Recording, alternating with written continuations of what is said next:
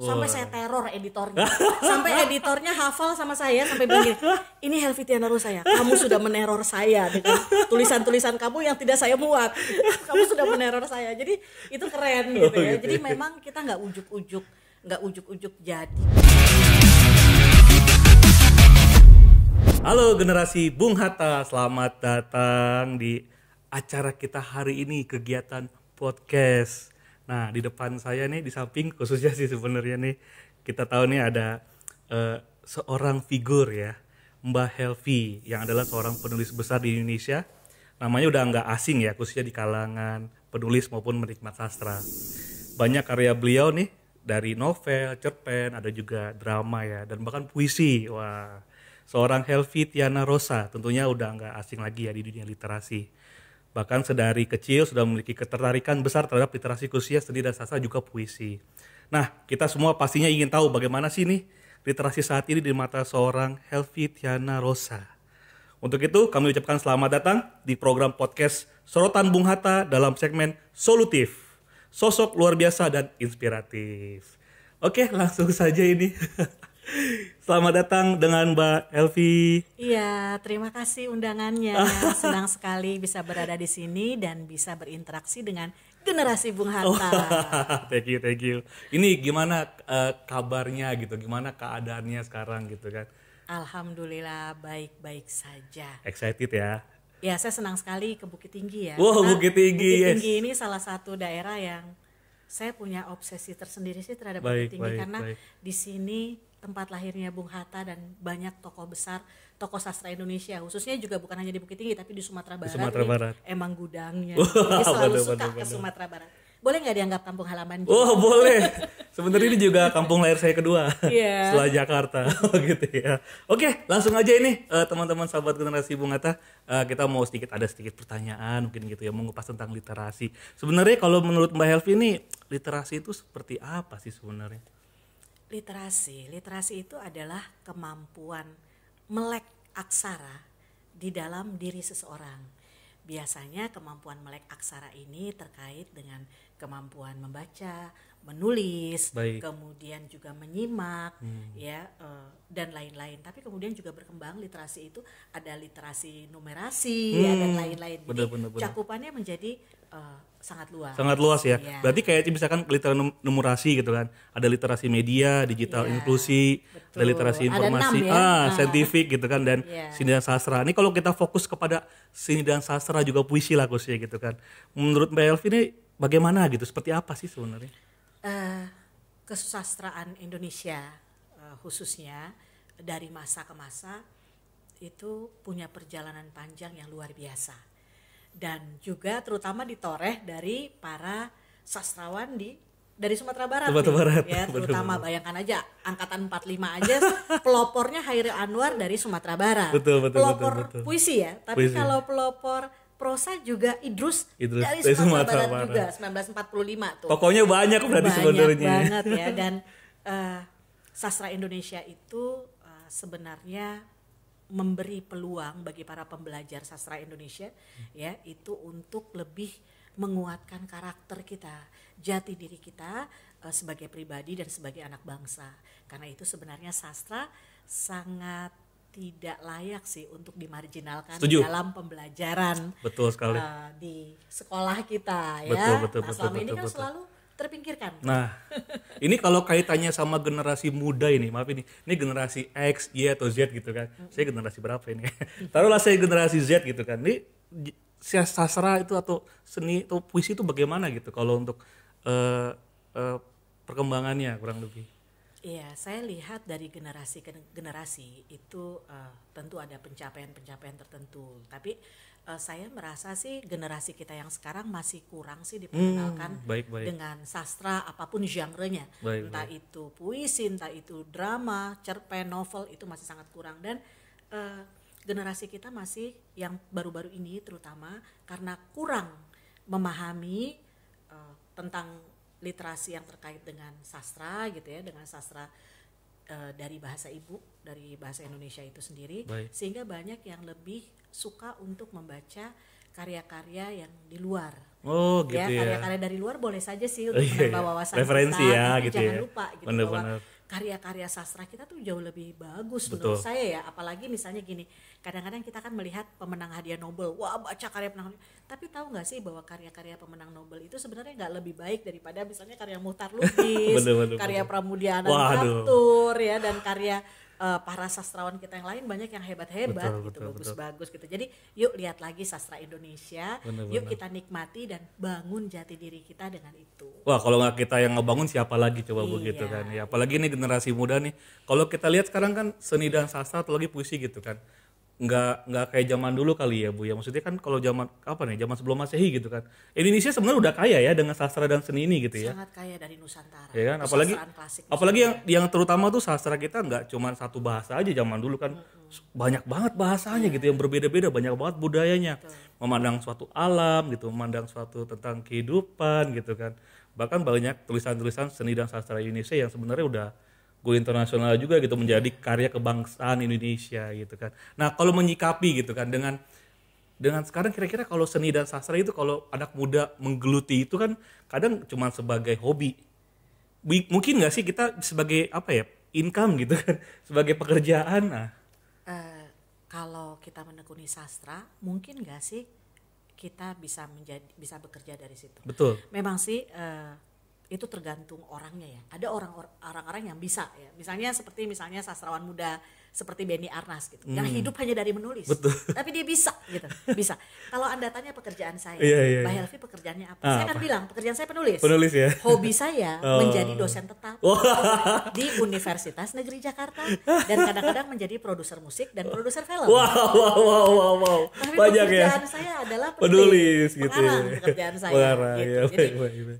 tapi banyak orang yang belum bisa seperti itu karena memang penghargaan terhadap dunia kepengarangan atau dunia sastra di negeri kita memang belum memadai. Oh, baik, Seperti baik. misalnya kalau di Malaysia misalnya Iya. atau Brunei, itu yang namanya sastrawan, dia ada yang namanya sastrawan negara. Wow. Jadi sampai dengan prestasi tertentu, Baik. itu hidup dia dibiayai oleh negara. Waduh. Ya, jadi ada sastrawan negara namanya di Malaysia, di Brunei, tapi di Indonesia nggak ada. Wah, kenapa ini ya? Aduh. Nah, ini kan bentuk penghargaan. Betul, ya. betul. Jadi menurut saya mudah-mudahan lah kalau ke depan nanti sastra ini terutama mendapat tempat karena sastra ini turut membangun karakter anak Betul, bangsa. setuju. Ya, jadi dengan membaca karya sastra mereka bisa mengidentifikasikan diri, mereka bisa terinspirasi, mereka bisa menjadi lebih semangat, bukan hanya sekedar tahu informasi, tapi juga menemukan jati diri keindonesiaan pada karya-karya sastra Indonesia. Wah, luar biasa. Seperti itu. Tapi memang fakta ya, biasanya kalau penulis tuh kayak punya saya teman gitu kan, atau mungkin pernah beberapa note speaker gitu kan, mereka ya jadikan penulis itu cuma sebagai hobi aja atau sampingan gitu kan, ya udah untung-untungan lah, siapa tahu bisa jebol gitu ya. Tapi ternyata memang kalau buat digeluti secara langsung, ya orang larinya sekarang terus terang ke TikTok gitu kan, atau ke konten kreator. Nah, mungkin nggak untuk yang seni dan sastra ini masuk ke dunia itu gitu. Khususnya sastra. Khususnya sastra, Mbak. Justru di era digital seperti sekarang ya, puisi misalnya atau sastra secara keseluruhan, itu cerpen, novel, puisi gitu ya, itu sangat terbuka peluangnya. Iya, Sehingga misalnya kalau Anda lihat saya, walaupun usia saya hampir 53 tahun ya gitu ya, tapi saya mencoba misalnya untuk mengajar mahasiswa saya sastra melalui TikTok misalnya. Baik. Ya, melalui semua sosial media saya. Jadi sosial media saya tuh followernya hampir semuanya di atas 100.000 ya, termasuk di TikTok juga di atas 100.000. Nah, itu kontennya apa? Puisi. Ya, bagaimana cara menulis puisi yang baik, bagaimana cara menulis cerpen yang baik, ngasih pembelajaran di situ, ngasih tips yang terkait dengan sastra, dan ternyata followernya oke kok gitu. Baca-baca gitu ya. puisi Iya, kadang-kadang iya. di situ gitu. Jadi menurut saya itu sebagai sarana, boleh-boleh saja gitu. Jadi masuklah ke sana. Menulis status yang mungkin agak puitis Iya, ya betul. di Twitter Oh, atau apalagi di ini yang galau-galau Facebook. ya. Nah, Aduh, gitu ya. dia lagi putus cinta. Aduh, jangan cuman bikin puisi lah gitu ya. Ya. Jadi ruang yang terbuka itu sangat bisa diisi. Karena itulah yang namanya era digital sekarang, dan kemudian kita lihat bagaimana terjadi alih wahana yang luar biasa. Wow. Jadi misalnya dari puisi, dari teks puisi itu bisa jadi musikalisasi puisi. Wis. Puisi itu bisa menjadi sinematisasi Wis. puisi. Puisi itu juga bisa menjadi dramatisasi puisi dan lain-lain. Jadi ruangnya ada. Terutama kayak munculnya TikTok, Instagram Iya, dan betul. lain-lain. Gitu. Tapi saya termasuk yang itu tadi, Bu. Yang puisi terus jadi lagu, Bu. Puisi jadi lagu. Kalau saya Richard kan jatuhnya nih suka menciptakan lagu gitu kan. Dan biasanya selalu buat dari puisi dulu. Betul. Gitu kan. Baru kita buat nadanya gitu kan. Iya. Oh, gitu. Itu salah satu aspek yang bisa kita pakai gitu kan. Iya. Saya pikirnya memang puisi ya udahlah gitu-gitu aja, paling Khairil Anwar gitu kan.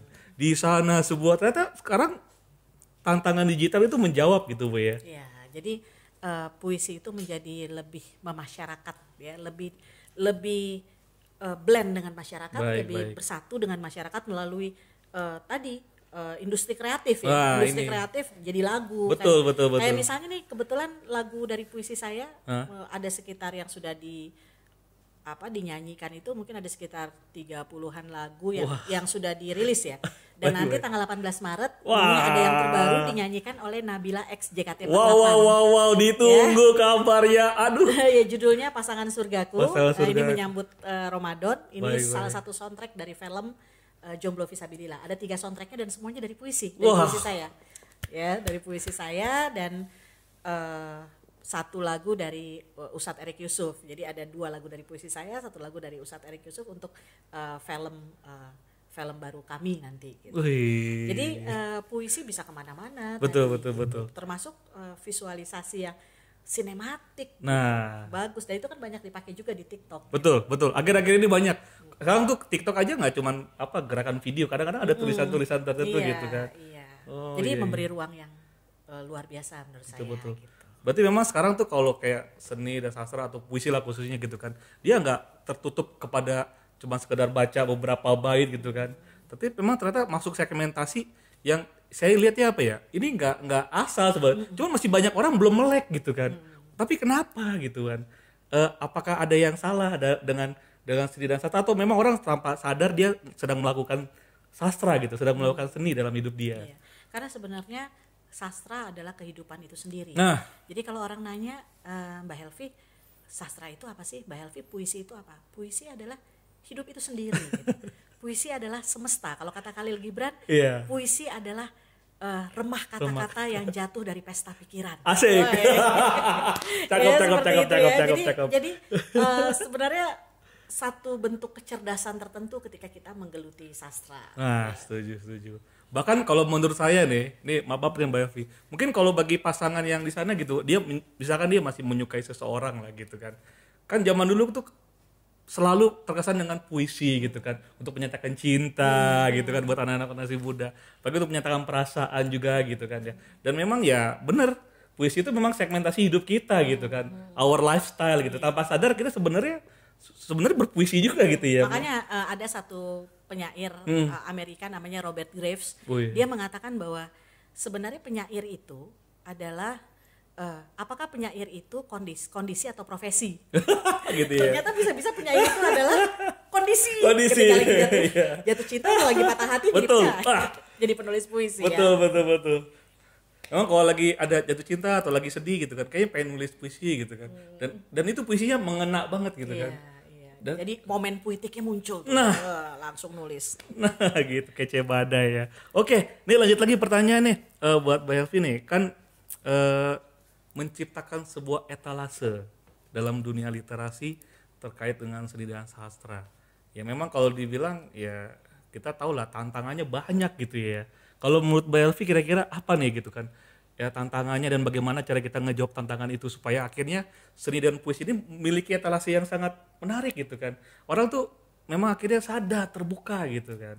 Gimana kalau menurut Mbak Iya. Helvi? Kalau kita ingin berkarir di dunia sastra, yang harus kita lakukan, kita harus punya mental yang tough, yang kuat. Gitu. Yang penting mental ya. Jadi jangan tiba-tiba baru ngirim satu puisi atau satu cerpen atau satu novel terus ditolak, nangis habis itu berhenti, nggak mau lagi. Jangan, nggak boleh begitu. Tapi terus berkarya. Kalau perlu, kalau dulu saya ingat nih, dulu waktu saya remaja ketika saya menulis untuk majalah waktu itu ya, itu saya kirim terus sampai saya teror editornya, sampai editornya hafal sama saya sampai bilang gini, ini Helvitiana Rosa ya, kamu sudah meneror saya dengan tulisan-tulisan kamu yang tidak saya muat, kamu sudah meneror saya. Jadi itu keren gitu ya. Jadi memang kita nggak ujuk-ujuk jadi biasanya, masih ada proses dan nikmati prosesnya. Tapi ada pengalaman lain gak yang bisa di-sharing nih buat teman-teman generasi Bung Hatta nih, kisah pahitnya lah dulu, gitu kan.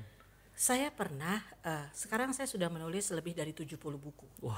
Tapi saya pernah nunggu di sebuah penerbitan 4 jam untuk ketemu dengan supervisi naskah dan dengan editornya. Dan sampai saya nunggu, orang bolak-balik saya nanya gitu. Dan dijutekin gitu. Aduh. Ya. Terus dibilang, kamu kan pemula. Wah, itu gitu selalu ya? Iya. Dan memang selalu ada saatnya kita baru mulai gitu kan. Baik. Sampai akhirnya saya dibilang kita nggak butuh naskah seperti ini. Aduh, gitu ya. Dalam banget ya, ampun sakit banget. Setelah saya duduk 4 jam gitu, naskah seperti ini kita belum butuh, kita nggak membutuhkan apaan ini. Waktu itu saya menulis cerita pendek Islami, kumpulan cerpen ya. Baik, Mbak. Dan ketika dia mengatakan seperti itu, saya bilang oh ya sudah. Kemudian saya keluar, saya bawa naskah saya, kemudian saya bilang gini, Mbak, tolong ingat ya nama saya. Iya kenapa Mbak? Nama saya Helvitiana Rosa. Asik. Terus kenapa Mbak? Ya suatu ketika nanti bukan saya yang kesini, tapi penerbit Mbak yang akan ngajar. Asik, cakep. Dan itu kejadian. Dan itu kejadian deh. Tapi karena waktu itu saya banyak banget penerbit yang suka sama karya-karya saya nggak kasih. Waduh, mohon maaf ya di penerbitnya kita samarkan ya. Tapi artinya saya punya mental yang karena favorit saya adalah Bung Hatta, mental yang nggak pernah menyerah. Waduh. Itu dan kalau kita percaya pada satu kebaikan gitu dan kita menulis untuk kebaikan, benar. Maka harus terus dan jangan pernah berhenti di jalan kebaikan. Setuju. Gitu. Ini kalau ngomongin Bung Hatta ya, Bung Hatta aja itu waktu di penjara ya kan, dia nggak ambil pusing ya, dia lebih fokusnya lebih baik aku di penjara asal bersama dengan buku gitu kan. Betapa banyak buku-buku yang dia bawa itu ke penjara gitu. 16 peti bos, gila. Dan itu nilainya gitu kan. Betapa banyak seni dan sastra gitu kan. Dan banyak banget literatur yang tentang banyak hal ya. Tentang Bung Hatta itu wawasannya luas banget sehingga dia menulis berbagai hal. Betul. Tapi tahu kan bahwa beliau juga menulis puisi. Betul, ada. Iya, dan bapak bangsa kita itu banyak yang menulis puisi. Bung Karno juga nulis puisi, banyak ya, gitu, luar biasa. Kantor kita nih UPT Perpustakaan Promotor Bung Hatta juga menciptakan lagu ya untuk Bung Hatta dari puisi tuh awalnya. Keren. Dan kebetulan memang, saya malu nih jadi sombong nih. Saya yang menciptakan gitu. Mantap. Enggak, tapi memang itu karya banyak orang sih. Maksudnya kita ada kolaborasi beberapa orang, kita ciptain beberapa syair gitu kan. Akhirnya kita lihat, ini bisa nih jadi lagu nih gitu kan. Kita kompos dan sampai sekarang gitu kan. Ya ini salah satu bagian dari kebanggaan kita juga gitu kan. Memang remeh-temeh gitu kan ya. Kita juga nggak kita pamit. Kalau itu terkait Bung Hatta nggak pernah ada yang remeh. Waduh sih. Gak ada yang remeh-temeh. Makin cinta awal literasi.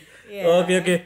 Terakhir nih. Belum terakhir sih, masih panjang ya. Ini baru berapa menit ya. Ini rencana 2 hari kita podcast. 2 hari. Nah, kalau Mbak Helvi ya melihat tantangan. Nah, nih khususnya masih mungkin nggak sih orang lanjut usia gitu atau anak kecil deh yang SD gitu kan menghasilkan karya-karya seni atau sastra atau puisi gitu kan. Tadi kayak Mbak Helvi aja yang udah karyanya udah banyak aja sering ditolak gitu. Ngatasinya gimana sih gitu supaya selain mental lah. Selain mental baja. Waktu itu sering ditolak waktu karyanya belum banyak. Berarti banyakin karya dulu deh. Waktu karyanya udah banyak, jam terbang udah banyak, susah gitu. ditolak. Gitu. Malah sekarang milih-milih ya, mana yang saya mau terima gitu. Kalau sebenarnya kita bisa mengakrabkan keluarga kita dengan sastra. Jadi kita mulai dari keluarga. Saya karena sangat suka sastra, maka anak-anak saya dari kecil saya ajak untuk bersastra. Seperti misalnya kita bisa nih, nanti undang lagi deh parenting, ngomongin parenting ya, cakep. Jadi ketika misalnya anak saya waktu itu masih kecil gitu, umurnya baru 3 tahun gitu ya. Dari kecil, dari dia dalam kandungan sampai dengan kemudian dia lahir, saya selalu mengucapkan kata-kata baik. Kata-kata baik ya. Oke, kita nggak berpikir itu sastra atau puisi, tapi kata-kata baik. Seperti misalnya bangun tidur suatu hari saya bilang sama dia, "Nak, Bunda mencintaimu seperti Bunda mencintai semua kebaikan yang ada di dunia." Tiba-tiba anak umur 3 tahun itu ngejawab dan jawabannya gini, kalau aku mencintai Bunda seperti aku mencintai surga. Aku mencintai Bunda seperti aku mencintai surga. Kaget, kenapa anak ini bisa ngomong begini umur 3 tahun? Ternyata karena memang bundanya membuat stimulus-stimulus sehingga otak kiri dan otak kanan dia bekerja dan akhirnya merangkai kata-kata itu. Wah, habis ini anak saya ya, kamu ya siap sama Jadi- papa nanti habis ini ya. Iya, jadi bisa seperti itu dan akhirnya anak saya pada usia 8 tahun dia sudah menerbitkan buku menjadi salah satu pelopor untuk seri kecil-kecil punya karya 8 tahun. 8 tahun buku puisinya untuk Bunda dan Dunia dan kemudian ketika dia sudah berusia 15 tahun dia sudah menciptakan 12 buku. Wah. Itu anak saya yang pertama. Anak saya yang kedua lebih gila lagi. Gimana? Kalau orang-orang bingung gitu caranya supaya anaknya suka baca. Iya. Kalau saya susah bagaimana cara supaya anak saya berhenti. Wah, kebalik. Bener, karena dibawa ke mall itu nggak mau beli apa-apa, cuma mau duduk cari toko buku, beli buku, duduk. Begitu saya suruh pulang bukunya udah habis. Ayo beli buku lagi. Nggak mau beli apa-apa gitu. Dan nunggu mobil juga harus baca. Ke kolam renang waktu itu anak-anak kecil ya ada buku-buku yang kayak bisa dibawa ke kolam renang gitu ya, buku-buku yang kayak pocket gitu ya Bu ya, taruh di kantong gitu, yang buku gambar saku ya. gitu. Jadi kemana pergi buku gitu. Akhirnya saya buatin konten sampai orang di TikTok tuh bingung. Ini kok bisa ya kontennya dari anaknya masih bayi megang buku sampai dengan anaknya sekarang gitu. Nah, masalah ini anak-anak sekarang tuh apa-apa handphone. Ya kan? Kalau dulu kan orang main keluar gitu kan. Sekarang disuruh keluar gitu. Cepet sampai keluar, jangan di sini katanya. Sekarang dikontenin. Jadi dikontenin gitu. Ya, Tapi waktu itu saya nggak kontenin, tapi punya foto-foto di zaman dulu dia waktu dia kecil sama ini dan akhirnya kelihatannya gimana sih caranya membuat anak kita jadi keranjingan membaca.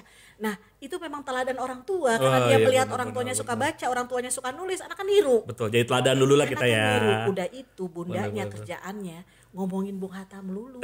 Cakep. Jadi di rumah saya itu ada satu ruangan di perpustakaan dan kadang-kadang foto itu saya taruh di kamar.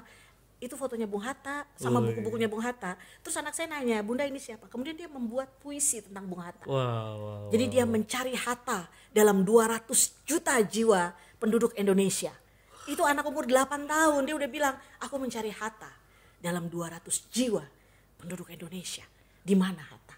Jadi saking dia terkesan dengan Bung Hatta ya, karena saya selain cerita Rasulullah, cerita sahabat Nabi, tokoh Indonesia yang paling saya sering ceritakan itu adalah Bung Hatta. Dan itu ada di buku puisi dia ketika dia usia 8 tahun, dia usia 9 tahun, itu ada puisi tentang Bung Hatta. Jadi itu kita bisa tanamkan ke anak-anak kita gitu ya. Dan dengan demikian dia nggak dipaksa, dia merasa senang karena dia dengerin kita cerita. Ini gitu. Membuat anak supaya nggak merasa dipaksa, tapi memang karena kemauannya sendiri gitu kan. Oh, berarti memang harus jadi contoh dulu lah, teladan dulu. Bener juga sih, kan anak-anak niru orang tua ya. Kalau kita gimana gitu kan ya, kalau kita melakukan yang tidak baik ya anak juga pasti ikut jadi tidak baik juga gitu ya. Wah, berarti ini kalau soal literasi balik lagi nih, literasi ya. Melihat literasi untuk ke depan, khususnya kita nggak usah ngomongin negara lain dulu lah ya. Kita bangga dengan produk-produk Indonesia gitu kan. Nah, ke depan kira-kira bagaimana segmentasi tentang seni, sastra, khususnya puisi lah. Kalau menurut Mbak Helvi? Kalau kita lihat sebenarnya perkembangan literasi di Indonesia oke kok. Kemudian kalau kita lihat juga bagaimana karya sastra beredar dan sebagainya di negeri kita punya banyak buku kok. Betul. Nah cuma bagaimana supaya buku itu juga terjangkau sampai ke pelosok-pelosok. Karena kan harga buku relatif mahal. Betul. Gitu dan nggak semuanya juga bisa mengakses internet. Ya, jadi juga perlu bantuan banyak pihak supaya buku-buku itu sampai ke pelosok ya. Kemudian buku-buku elektronik juga seperti itu. Saya kira bangsa Indonesia itu bangsa yang cerdas. Saya termasuk orang yang sangat lelah dikatakan bahwa bangsa Indonesia itu nggak cerdas, kita tertinggal, kita ini. Menurut saya enggak tuh. Itu pandangan siapa itu sih kayak sebenarnya? stigma yang memandang dunia ketiga. Indonesia sebagai dunia berkembang. Itu nggak kita lah ya, itu nggak kita kalau lah menurut ya. saya kita bangsa yang cerdas. Betul, gitu. setuju. Optimis, bangsa yang cerdas gitu. Hanya mungkin kita perlu melakukan beberapa hal supaya lebih merata nih, untuk menstimulus anak-anak Indonesia yang berada di berbagai pelosok ya, yuk kita bantu bagaimana mereka bisa menambah wawasan mereka selalu, mereka bisa sekolah dan sebagainya gitu sehingga tingkat literasinya juga meningkat. Saya percaya bahwa membaca dan menulis itu meningkatkan meningkatkan tuh kan suka agak-agak lupa gitu ya, meningkatkan peradaban. Jadi gini, membaca dan menulis. Jadi peradaban di sebuah negeri itu akan lebih tinggi ketika banyak orang membaca dan menulis di negeri itu. Super. Gitu ya, karena itu ketika UPT Bung Hatta mengundang saya untuk memberi workshop mengenai menulis puisi, saya langsung oke. Kenapa gitu? Karena bertambahnya penyair-penyair, bertambahnya para penulis puisi dan penulis-penulis yang lain itu nggak membuat saya kehilangan pekerjaan, tapi itu justru membuat makin banyak orang yang menulis dan peradaban di negeri kita akan semakin meningkat. Jadi buat teman-teman nih yang selalu diundang isi workshop dan sebagainya, jangan ragu untuk berbagi. Betul. Semakin banyak orang yang membaca, semakin banyak orang yang menulis di negeri kita, maka akan semakin tinggi peradaban di negeri kita. Amin. Insya Allah kalau Bung Hatta masih hidup ya, beliau akan mengatakan yes begitu. Yes. Karena beliau nggak pernah menyembunyikan ilmu. Betul. Beliau selalu menuliskan apa yang beliau tahu lewat buku-buku beliau. Dan semua itu gratis ya, nggak dipungut biaya. Wah, memang kalau seandainya ya literasi itu harusnya gratis gitu kan. Jangan sampai ada biaya-biaya tertentu. Kalau bisa emang jangan mahal. Tapi emang tantangan ke depan nggak mudah. Oh iya, denger nih, waduh katanya mau baca puisi nih. Aduh, nggak sabar. Iya. Boleh dong dengar baca puisi dari Mbak Helvi ya. Saya mau baca puisi yang saya tulis waktu saya SD ya. Oh SD udah lama banget ya, masih muda berarti. SD ya, oke. Ini cerita tentang kisah hidup saya. Di tepian Jakarta. Saya dulu hidup di tepian rel kereta api. Waduh. Ya saking sangat susah dulu kehidupan saya. Baik. Oke. Gadis kecil dari tepi rel kereta api. Karya Helvi Tiana Rosa. Aku gadis kecil dari tepi rel kereta api. Orang bilang aku tak punya. Tapi aku kaya dengan membaca. Kutumbuhkan mimpi-mimpi dari dongeng dan doa ibu. Jelajahi Jakarta berbekal sebungkus kisah dan puisi. Menulis itu berbagi. Menulis itu berarti dan membuat kita abadi. Buku-buku pun tak lelah menghapus air mataku. Membuka halamannya sendiri, menjelma peta ke masa depan. Menulis, memahat peradaban. Aku, gadis kecil, dari tepi rel kereta api. Orang bilang, aku tak akan bisa. Sampai mereka baca namaku. Di sana, di mana-mana. Jakarta 1982. Terima kasih. Wih, keren. Appreciate banget, terima kasih Mbak Helvi. Waduh, jarang-jarang yang punya puisi bacainnya juga gitu buat kita. Ya ampun. Ini hari apa sih? Hari istimewa berarti buat kita nih ya. Oke, ini aduh sebenarnya mau cerita sampai panjang nih, cuman kondisinya sudah waktunya ini. Teman-teman ya, bagi teman-teman nanti yang jangan lupa ya follow follow YouTube kita nih nanti ya, UPT Perpustakaan Proklamator Bung Hatta yang ada di sini nih. Terus ada Twitter di sini nih.